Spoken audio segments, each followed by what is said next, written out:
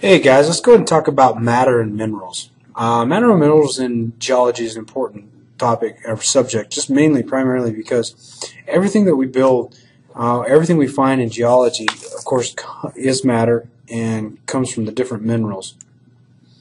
Matter is a substance in which any physical object is composed.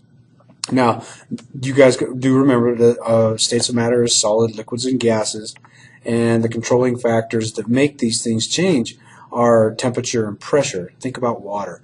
If you add heat to water and it's a solid, what's it do? It melts. If you continue to heat, what does it do? It turns into a gas. Once it cools, back to a liquid. So this is an example of the controlling factors. Pressure also plays a part of this and can change the way things happen. In the earth, pressure is a big deal. We add a lot of pressure to a certain mineral, it can change the composition of what that element is. So it makes a big deal. Some examples that we see on Earth is, of course, solid. Gold is a solid. A liquid in its natural state is mercury. And then, of course, oxygen is a gas. Very familiar with this one. All right. Now, the way things work in geology, and this way we look at them, it always starts with atoms. They compound elements. Elements turn into compounds. Compounds, minerals, and finally we end up with rocks. These are the fundamental building blocks and how we look at everything that we find in geology. All right, you're familiar with the periodic table. We usually do not study anything past about iron in geology. Anything past that generally is very hard to find out in space is where we'll find those things, or they're man-made. So iron is about as high as we'll ever go. You need to be familiar with these different types of elements. Of course, the noble gases and the halogens. You can see the colors here. Take a minute and write those down if you need to. All right, atoms. Let's talk about atoms. Back to where we are, the building blocks of everything. Atoms, of course, are built up of three things. Protons, which are positive charges. Protons, easy to remember, they're positive. Neutrons have no charge at all. They're neutral. And, of course, electrons, which are negative. In the nucleus, we find protons and neutrons. And the nucleus is what the atom is built of between these two. The outside layers, the orbitals, or the electron levels, that's where we find our electrons. Of course, the picture you're familiar with, our nucleus, which is built of the neutrons and the protons, and then, of course, with the charges, the high-speed electrons, which are negative, because the atoms in the center of the atom's nucleus is positively charged because of the protons, and the neutrons carry no charge. Electrons stay close, and this is how they build themselves to becoming these different atomic structures and, of course, elements. All right, this is the periodic table once again. Just a reminder, I'm going to talk about the atomic mass number. It tells us the number of protons. Okay, it also tells us the number of electrons.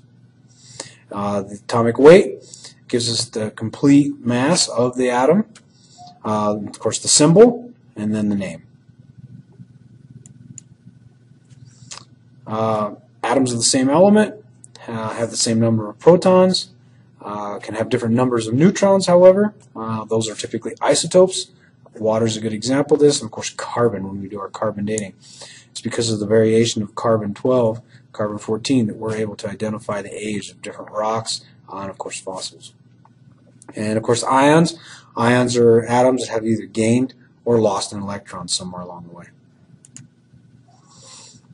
This is the atomic structure. You can see the electrons pointed out. Sodium and chlorine. You would see that the sodium is a donator to the chlorine, makes us a new compound, which can be sodium chloride. It basically works because of the positive and negative charges. Everybody wants to be neutral. Cations, the loss of electrons, and it results in a positive charge because it's positive because it wants to gain more electrons. So that's how we think of it, as not being negative because it's lost, but positive because it wants to gain more. Anions usually have an extra one. It'll give it away. It's okay with giving that extra one away. We have a cation in sodium and an anion in chlorine. We, of course, get sodium chloride, which is table salt. That's also important in geology, primarily because of the saltiness of the ocean. We find lots of sodium chloride in different rocks where the oceans used to be. Alright, chemical compound. This consists of elements combining in a specific ratio. So sodium chloride, H2O are examples of chemical compounds. These compounds are not just two different objects together, but two different elements that are able to work together and become a new compound. The smallest quantity of the compound is called a molecule. So there's just one being the molecule, and they're held together with chemical bonds. Bonding, chemical bonding. It's the formation of a new compound. This when two elements get together and are able to stay together in one way or another. In bonded atoms, electrons may be lost, or they can be gained, or they can even be shared. We have four types of bonds. We have ionic, covalent, metallic, and then, of course, the van der Waals. Ionic bonding, when we talk about it, this is the electrons are being transferred between atoms and forming attracting ions.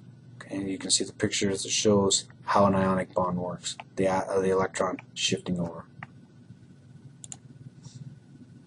Here's an example of ionic bonding.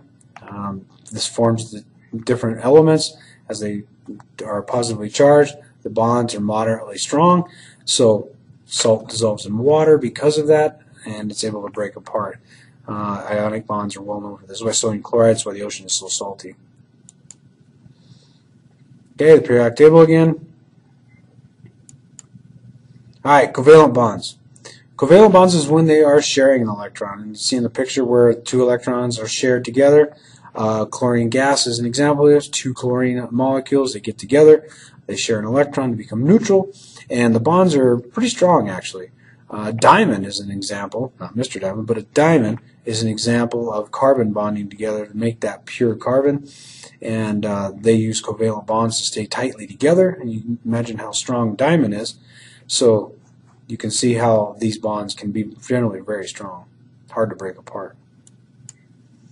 Metallic bondings, this is an electron drift around the atom, so if you can imagine this blob together, the electrons have the ability to freely move together. They are usually good conductors. Electricity carries through them well. That's why you find gold in a lot of your chips in your computers. They're a weaker bond, but less common than other bonds. But they're very useful. Gold, silver, these are both examples of where this electron is able to drift around, makes a metallic bond. The van der Waals bond, these are sheets of covalent bonds, atoms held together by weak electrostatic force. So what it is because one's positive, one negative, they stay relatively close together. The bonds are very weak. It's like a magnet, if you can imagine, between the atoms, holding them close together. Graphite's an example of this in your pencil, you know how fragile it is, and mica. Alright, that's it for this one. Just talk about bonding, give you a reminder about different types of elements, periodic table. I just wanted to review this, take your notes. I will be checking those. That's how you get your grade for this one.